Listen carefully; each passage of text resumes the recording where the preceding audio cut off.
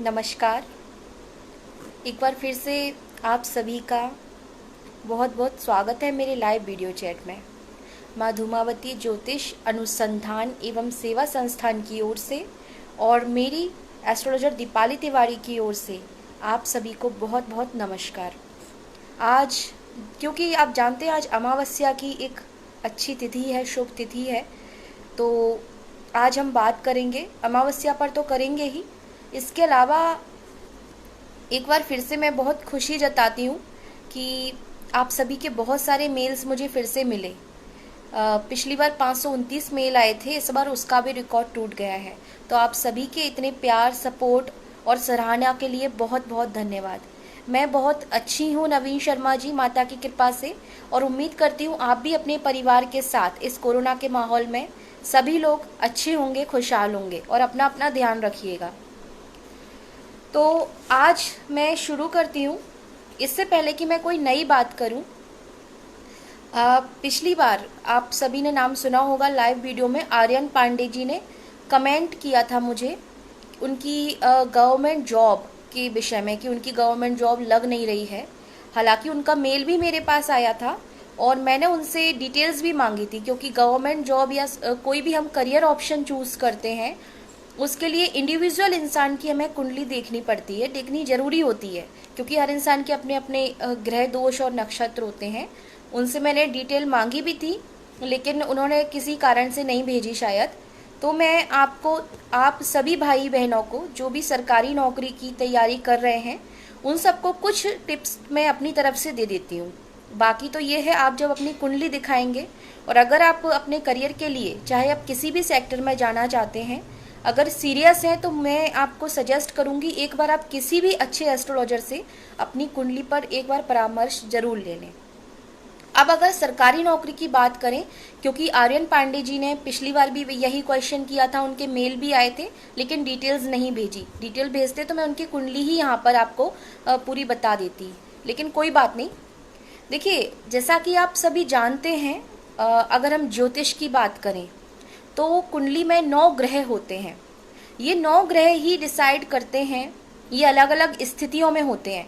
कोई ग्रह राजयोग बनाता है तो कई ग्रह दोष बना लेते हैं। कई बार अलग अलग चीज़ें हमारी कुंडली में बन जाती हैं, इस तरह के कई अलग नक्षत्र होते हैं। कुल मिला के काफ़ी चीज़ें हम कुंडली में देखकर पता लगा सकते हैं कि आपको कौन सा सेक्टर चूज़ करना चाहिए, या अगर आपने चूज़ कर लिया है तो उसकी सुधार के लिए आप क्या कुछ कर सकते हैं।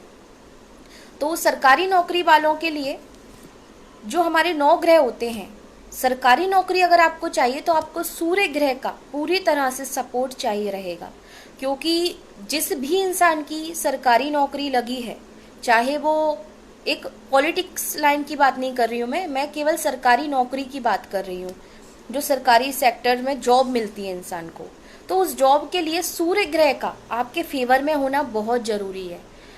जिस भी इंसान की सरकारी जॉब लगी है या लगेगी, उनके जीवन में एक चीज़ हमेशा कॉमन रहेगी, किसी ना किसी तरह से वो सूर्य के सकारात्मक प्रभाव में रहेंगे।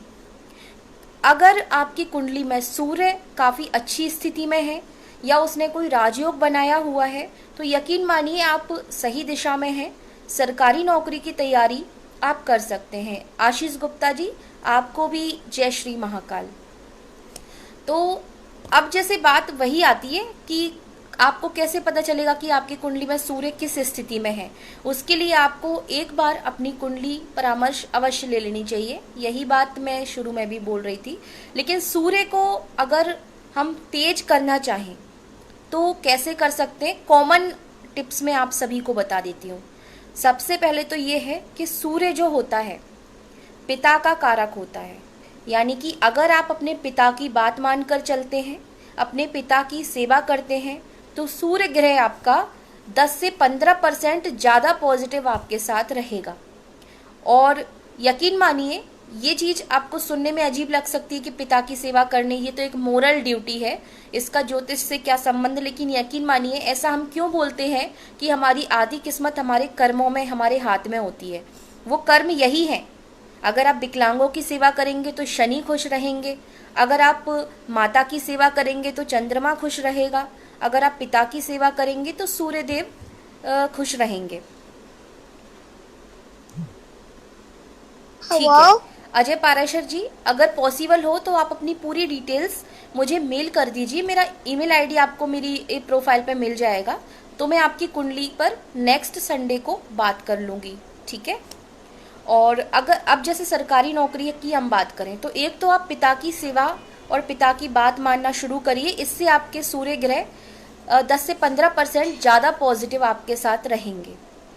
दूसरी बात, खराब सूर्य के क्या क्या लक्षण हो सकते हैं उसमें से भी मैं आपको 2-3 चीज़ें बता देती हूँ। अगर आपको बार बार ऐसा महसूस होता है कि आप अपना कॉन्फिडेंस लूज़ कर देते हैं, कभी कभी बहुत हाई हो जाता है, कभी कभी बिल्कुल ही डाउन हो जाता है, ऐसा लगता है कि शायद मैं जीवन में कुछ कर ही नहीं पाऊंगा, अगर हताश आप ज़्यादा हो जाते हैं बार बार जीवन में, तो समझ लीजिए कहीं ना कहीं आपका सूर्य वीक हो रहा है। अगर उम्र आपकी कम है और फिर भी बिना किसी कारण से आँखों की बीमारियाँ बहुत ज़्यादा आपको हो रही हैं, हड्डियों की बीमारियाँ आपको बहुत ज़्यादा हो रही हैं, या किसी कारण से आँखें और हड्डियाँ बहुत ही ज़्यादा कमज़ोर हो गई हैं, या बार बार हड्डी टूट जाती है किसी वजह से, तो समझ लीजिए 100% आपका सूर्य कमज़ोर है आपकी कुंडली में। और इस कंडीशन में अगर आपके साथ ये सब हो रहा है और आप गवर्नमेंट जॉब की तैयारी कर रहे हैं, तो फिर आपको सोच विचार कर लेना चाहिए कि कम से कम आप ज़्यादा कुछ नहीं तो एक बार कुंडली पर परामर्श लें और बताए हुए परामर्श के जो मार्गदर्शन है उनको यथाविधि फॉलो करें। ये तो खराब सूर्य के लक्षण हो गए। अब सूर्य को और भी पॉजिटिव करने के लिए क्या क्या हो सकता है। देखिए, ज्योतिष जो होता है जीवन के हर क्षेत्र में आपको मिल जाएगा। आप अगर कुछ विशेष पौधे लगाएंगे जिसको हम प्लांट एस्ट्रोलॉजी बोलते हैं, ठीक है, पौधे लगाने का ज्योतिष शास्त्र, अगर मैं उसमें भी आपको अभी सजेस्ट कर दूंगी। तो अगर आपको प्लांटिंग पसंद है, क्योंकि कोई भी काम करें शुरू से एंड तक एक ही कॉन्फिडेंस के साथ होना चाहिए। ऐसा नहीं है आपने मेरे कहने से प्लांट लगा दी और फिर आप उनका ध्यान ही नहीं दे रहे, तो फिर ऐसी चीज़ें नहीं होंगी, आपको नियमितता रखनी पड़ेगी। तो सूर्य का जो पौधा होता है, सूरजमुखी नाम से जो पौधा आता है, या उससे मिलती जुलती काफ़ी सारी ब्रीड्स आजकल बाजार में आने लगी हैं, लेकिन मैं सजेस्ट करूँगी कि आप सूरजमुखी का ही जो प्लांट है वो रविवार को, क्योंकि रवि यानी कि सूर्य देव का ही वार होता है, किसी भी रविवार को कोई भी अच्छा मुहूर्त हो, आप मुझे पूछ लीजिएगा, मुहूर्त तो मैं आपको बता दूंगी। ठीक है, उसके लिए कोई परामर्श शुल्क नहीं लगता है हमारे यहाँ। तो अगर आपको ये प्लांटिंग करनी है तो आप किसी भी रविवार को मुझसे मुहूर्त पूछ लेना, तो मैं आपको बता दूंगी। आप उसी मुहूर्त में और विशेष विधि द्वारा उस प्लांट को लगाएं। और उसके साथ आपको एक अफर्मेशन प्रोसेस होती है। अफर्मेशन एक साइंटिफिक प्रोसेस है जो एस्ट्रोलॉजी में इंटरनेशनल लेवल पर आजकल काफ़ी ज़्यादा फॉलो की जा रही है। इंडिया में अभी उसको बहुत ज़्यादा तवज्जो नहीं मिली है, लेकिन यकीन मानिए अफर्मेशन जो प्रोसेस है ये सीधे सीधे साइंटिफिक है। आपके माइंड को पूरी तरह से ट्रेंड करने के लिए बहुत ज़्यादा हम इसको प्रॉफिटेबल मान सकते हैं। तो अफर्मेशन कैसे करनी है ये मैं पॉसिबल हुआ तो नेक्स्ट वीडियो में आपको बताती रहूँगी, क्योंकि अब मैंने डिसाइड किया है कि एवरी संडे मैं चाहे यूट्यूब पर वीडियो बनाऊँ या फेसबुक पर लाइव आऊँ, आपको कुछ ना कुछ गाइडेंस में देती रहूँगी, ताकि आप सभी लोगों को काफ़ी कुछ सीखने भी मिले और आप हमारे खोए हुए कल्चर को आगे भी बढ़ा सकें। क्योंकि कहीं ना कहीं ज्योतिष खोता जा रहा है, हम वेस्टर्न कल्चर की ओर ज़्यादा बढ़ रहे हैं, जबकि वेस्टर्न लोग हमारे कल्चर की ओर बढ़ते जा रहे हैं। तो ये एक दुर्भाग्य ही बोल सकते हैं, लेकिन कोई बात नहीं है। धीरे धीरे अगर चीज़ें बताई जाएं तो लोग फॉलो करेंगे, मुझे इतना विश्वास है। अब ये तो हो गई प्लांट एस्ट्रोलॉजी। हम फूड यानी कि खाने पीने की चीज़ों में भी अगर एस्ट्रोलॉजी प्रोसेस को फॉलो करें तो वहाँ से भी हम अपने ग्रहों को अच्छा कर सकते हैं। तो अभी आज मैं सरकारी नौकरी के बारे में आपको बता रही हूँ। सूर्य ग्रह की कमजोरी के लक्षण मैंने बता दिए। जय माँ धूमावती सरिता जी, आपको भी माता धूमावती का आशीर्वाद मिलता रहे। अब प्लांट एस्ट्रोलॉजी हो गई, सूरजमुखी का पौधा आप लगाएं, या उससे मिलती जुलती अगर कोई ब्रीड आपको मिलती है तो आप वो भी लगा सकते हैं, लेकिन प्रेफर करें कि सूरजमुखी ही आपको मिल जाए। लेकिन उसकी प्रोसेस आप मुझसे पूछ लीजिएगा अगर आप प्लांट एस्ट्रोलॉजी में इंटरेस्टेड हैं, क्योंकि वो थोड़ी सी लंबी प्रोसेस है, यहाँ बताना संभव नहीं है, या फिर आप मुझे मेल पर पूछ लीजिएगा। इसके बाद अगर हम खाने पीने की चीज़ों पर बात करें तो जो गेहूँ होते हैं, अगर आप साबुत गेहूँ खाते हैं, साबुत गेहूँ को अलग अलग तरीके से हमारे कल्चर में खाया जाता है, इस्तेमाल किया जाता है। तो अगर आप साबुत गेहूं को किसी भी रूप में खाते हैं तो ये आपके सूर्य को पावरफुल कर सकता है आपकी कुंडली में, जो कि सरकारी क्षेत्र में आपको जॉब के लिए सपोर्ट करेगा। इसके अलावा जो गुड़ होता है, जो गन्ने से गुड़ और चीनी अलग अलग बनती है, तो जो गुड़ है उससे सूर्य तत्व साइंटिफिक तरीके से बॉडी में बढ़ता है। ये तो साइंटिस्ट ने टेस्ट भी करके देख लिया है कि अगर कोई गुड़ खाता है तो उसकी बॉडी में, हमारी बॉडी में दो तत्व होते हैं, चंद्र तत्व और सूर्य तत्व। तो सूर्य तत्व की मात्रा काफ़ी ज़्यादा बढ़ जाती है गुड़ खाने से। स्पेशली जब कोई जातक, कोई व्यक्ति रात्रि में गुड़ खाकर अगर सोते हैं तो उनकी बॉडी में सूर्य तत्व की मात्रा काफ़ी बड़े स्तर पर बढ़ जाती है। तो ये छोटी छोटी टिप्स हैं जो आप फॉलो कर सकते हैं। एक क्रिस्टल आता है, एक वैसे तो हर कुंडली पर अलग अलग रत्न और अलग अलग क्रिस्टल लगते हैं, क्योंकि ज़रूरी नहीं है कि अगर आपकी सरकारी नौकरी नहीं लग रही तो आपका सूर्य अकेला कमज़ोर है इसलिए नहीं लग रही।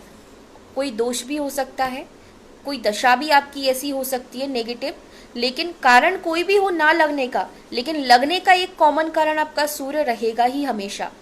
चाहे वो दशाओं में आए तब आपकी जॉब लगे, चाहे वो आप नॉर्मल अपने कर्मों से उसको पॉजिटिव करें तब जॉब लगे, लेकिन सरकारी नौकरी के लिए 99% आपको सूर्य को पॉजिटिव करना ही चाहिए और करना ही पड़ेगा।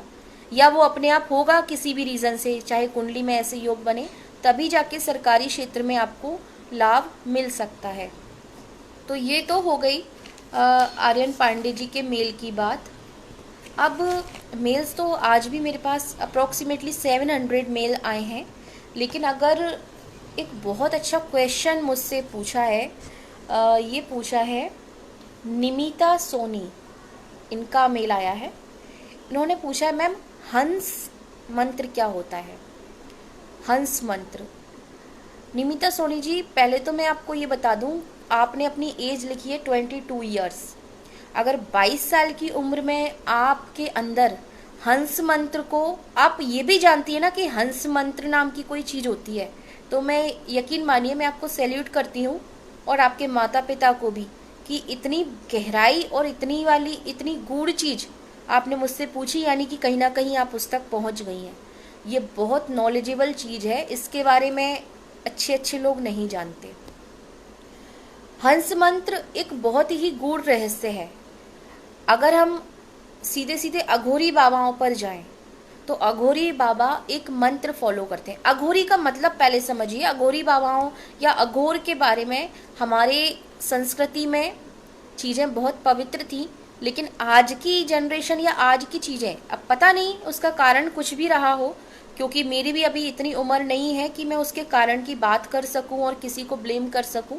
उन चीज़ों के लिए मैं बहुत छोटी हूं, लेकिन हाँ, मैं ब्लेम इतना तो करूंगी कि कहीं ना कहीं संस्कृति के साथ छेड़छाड़ तो बहुत भयानक तरीके से हुई है।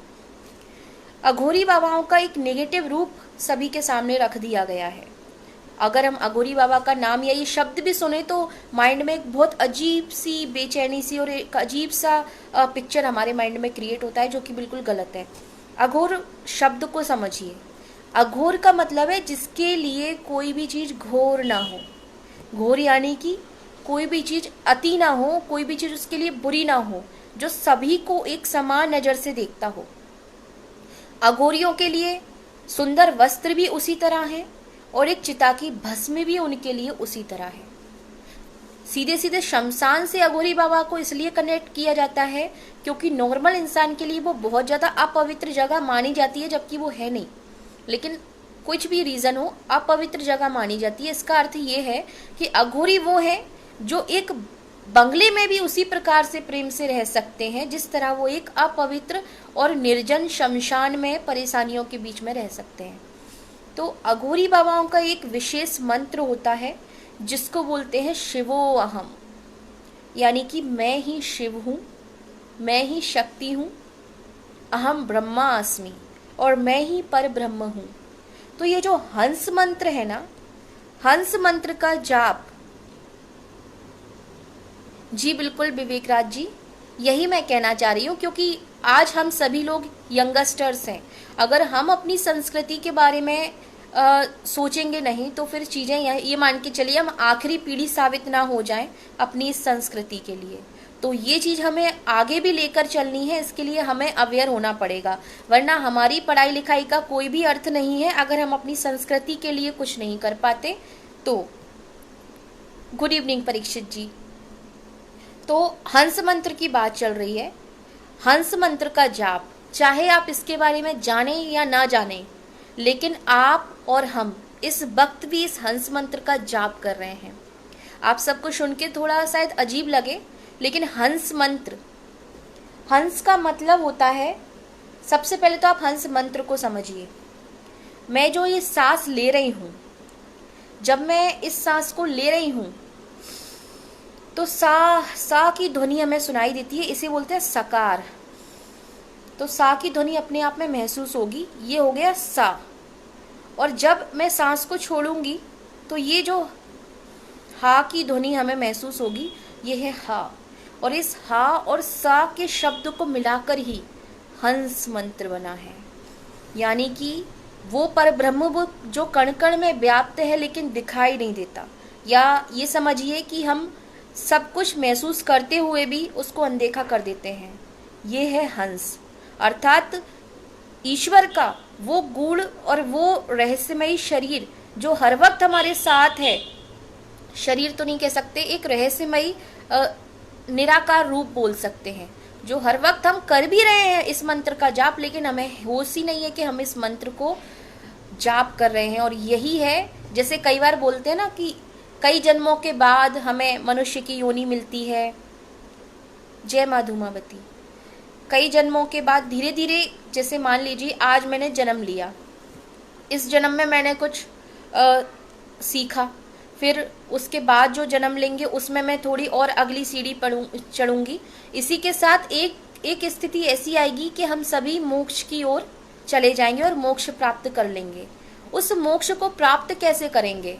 जरूरी नहीं है कि हम सभी अघोरी बन जाएं तभी हम मोक्ष प्राप्त करें।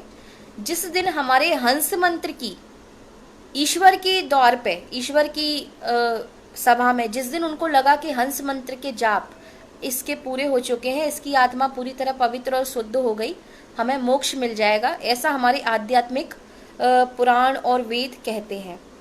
यानी कि अगर हम देखें तो 24 घंटों में लगभग 21,600 बार हम सभी लोग हंस मंत्र का जाप करते हैं। तो हंस मंत्र ये है निमिता जी।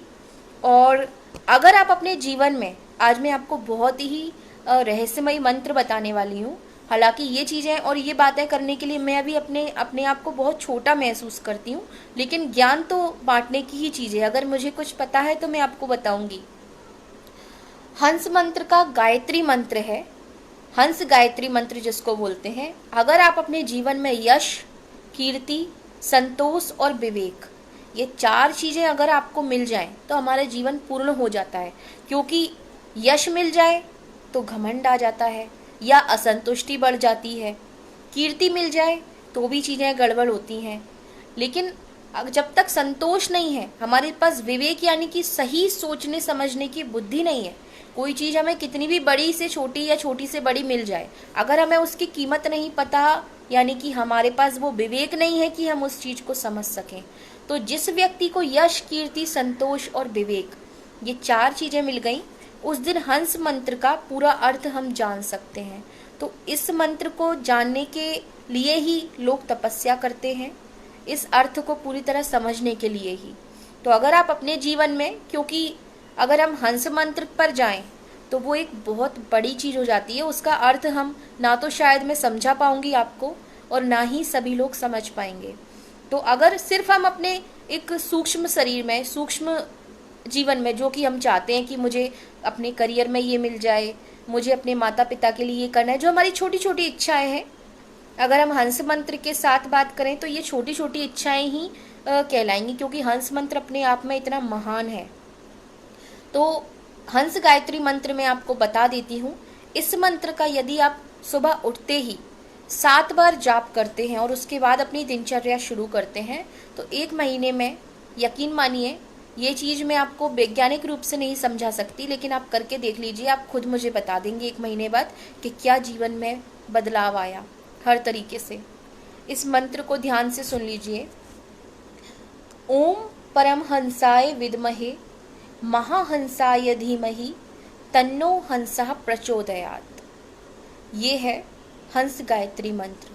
ये मेरा भी सौभाग्य निमिता जी कि आपकी वजह से मैंने पुराने वेद और पुराण उठाए, उसमें ये चीज़ अच्छे से पढ़ी, इसके बारे में इतना जाना कि मैं आप सभी को बता सकूं।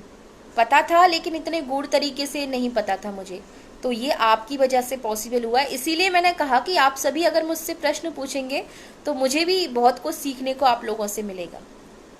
तो इसी के साथ जो आप सभी ने मेल किए हैं उन सभी का रिप्लाई मैं रिटर्न में आपको भेज दूंगी पहले की तरह। और अगर आप अपने पर्सनल कुंडली दिखाना चाहते हैं, हाँ मैं अपने बारे में बता देती हूँ। एक मेल में मुझे ये भी बोला था कि मैम आप अपने बारे में पूरा इंट्रोडक्शन तो दें। तो मेरा नाम तो आप जानते ही हैं, मेरा नाम है एस्ट्रोलॉजर दीपाली तिवारी, ज्योतिषाचार्य दीपाली तिवारी। मेरा रजिस्टर्ड ऑर्गेनाइजेशन है माँ धूमावती ज्योतिष अनुसंधान एवं सेवा संस्थान के नाम से। अभी कोरोना में अगर बात करें तो मेरा जो ऑफिस है, हमारा ऑफिस इंदौर मध्य प्रदेश में ओपन है, जहां आप आकर व्यक्तिगत रूप से मुझसे मिल सकते हैं। इसके लिए आपको अपॉइंटमेंट पहले से बुक करवाना रहेगा। और मैं आपको टैरो कार्ड्स में भी सजेशन, मतलब मैं टैरो कार्ड रीडिंग भी करती हूँ, हस्तरेखा भी पढ़ती हूँ, मैं फेस रीडिंग भी करती हूँ, क्रिस्टल एस्ट्रोलॉजी भी मैं आपको सजेस्ट करती हूँ। स्टोन्स तो नॉर्मली रहते ही हैं, और कुंडली जो वैदिक ज्योतिष जिसको हम बोलते हैं, वैदिक ज्योतिष में आपको गाइड कर सकती हूँ, अंक ज्योतिष में मैं आपको गाइड कर सकती हूँ, और वास्तुशास्त्र और चाइनीज़ फेंग शुई, उसको चाइनीज़ फेंग शुई आज की भाषा में बोलते हैं क्योंकि हमारा दुर्भाग्य है, थी वो हमारे ही वास्तुशास्त्र का एक पार्ट, लेकिन कहीं ना कहीं चाइनीज़ लोगों ने, यानी कि चाइना ने उसको इतना हद तक अपना लिया कि आज अगर फेंग शुई की बात की जाए तो सबसे पहले चाइनीज़ प्रोडक्ट हमारे दिमाग में आते हैं कि हाँ हाँ ये लॉफिंग बुद्धा है, ये है चाइनीज़ प्रोडक्ट, या कोई 3 पैरों वाला मेढक है, और जबकि वो हमारी तरफ से ही गए हुए हैं। लेकिन कहीं ना कहीं इसीलिए मैंने बोला कि संस्कृति को बचाना बहुत ज़रूरी है। गलतियाँ हमसे ही हुई हैं जिन्हें हमें स्वीकार करके आगे बढ़ना चाहिए। तो इन सभी में मैं आपको गाइड कर सकती हूँ। अगर आप मुझसे ये गाइडेंस चाहते हैं तो मेरा व्हाट्सएप नंबर आप सभी को मेरी प्रोफाइल में मिल ही जाएगा। आप मुझे मेल कर सकते हैं, व्हाट्सएप कर सकते हैं, कॉल कर सकते हैं। उसके लिए आपको मुझे 5 चीज़ें भेजनी पड़ेंगी। आपकी जन्म की तारीख, कौन से महीने में जन्म हुआ था, कौन से साल में, कितने बजे जन्म हुआ था, सुबह या शाम को या दोपहर में, रात्रि को, ये भेज देना, यानी कि AM या PM। जन्म स्थान आपका, कौन से जिले में, कौन से राज्य में जन्म हुआ था। अगर आप लड़की हैं तो उल्टे हाथ की हस्तरेखा की फ़ोटो, हस्तरेखा ऐसे भेजना, इस उंगली से शुरू से लेके, और ये अपनी जो कलाई होती है यहाँ तक, मतलब पूरी हस्त की रेखा उसमें आ जानी चाहिए। तो लड़कियां हैं तो उल्टे हाथ की हस्तरेखा, और लड़के हैं तो सीधे हाथ की हस्तरेखा का क्लियर फोटो, और एक अपना फोटो आप मुझे भेजिएगा। क्योंकि जो मैं फेस रीडिंग करती हूँ, फेस रीडिंग ना बेसिकली हमारे फोरहेड से होती है, हमारी आईज से होती है, और हमारे ब्रह्मरंध्र से, जो कि 3rd आई पोर्शन होता है, यहाँ से लेकर यहाँ तक, ये ब्रह्मरंध्र कहलाता है। तो बेसिकली यहाँ जो आपका, इससे ऑरा समझ में आ जाता है कि आपकी बॉडी का ऑरा क्या है, आप किस ऊर्जा से अभी चल रहे हैं अपने जीवन में। तो ये बेसिकली 5 चीज़ें आपको मुझे भेजनी रहेंगी। इसके अलावा कोई भी प्रश्न हो तो मैं कोशिश करूँगी कि यूट्यूब पर या फेसबुक लाइव में मैं आपसे अब लगातार जुड़ी रहूँ। तो इसी के साथ जय माँ धूमावती, जय श्री राजाधिराज बाबा महाकाल की। कोरोना में अपने परिवार के साथ आप सभी लोग खुश रहिएगा, सतर्क रहिएगा। इसी के साथ धन्यवाद।